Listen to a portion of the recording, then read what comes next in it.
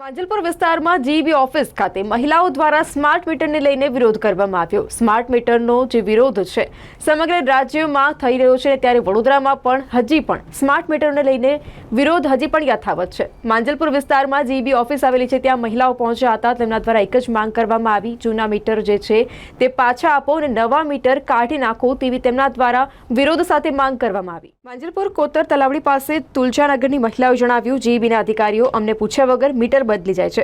રજૂઆત કરવા જઈએ ત્યારે જીબીના અધિકારીઓ એવું કહે કે મેઇન સ્વિચ બંધ કરી દો, લાઇટ બિલ નહીં આવે તેવા આક્ષેપ મહિલાઓ કરી રહી છે।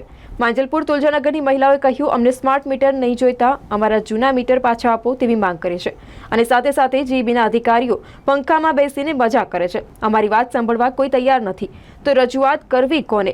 જો અવારનવાર થોડા દિવસમાં સ્માર્ટ વીજ મીટર જે છે તે નહીં હટાવે, આવનાર દિવસોમાં તેમના દ્વારા કહેવામાં આવ્યું કે આવનાર દિવસોમાં જો વીજ મીટર જે છે સ્માર્ટ મીટર તે કાઢવામાં નહીં આવે તો આત્મવિલોપનની ચીમકી પણ તેમના દ્વારા ઉચ્ચારવામાં આવી છે।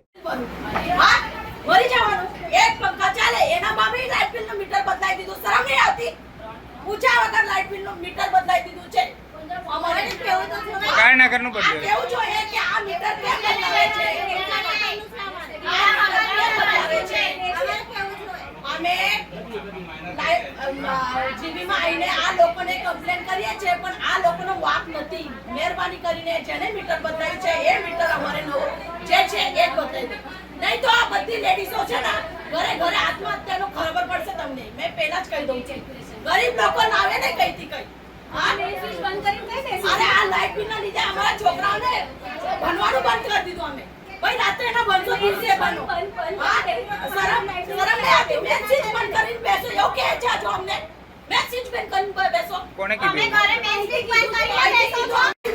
મીટર બદલાય નહીં ત્યાં સુધી કઈ અમે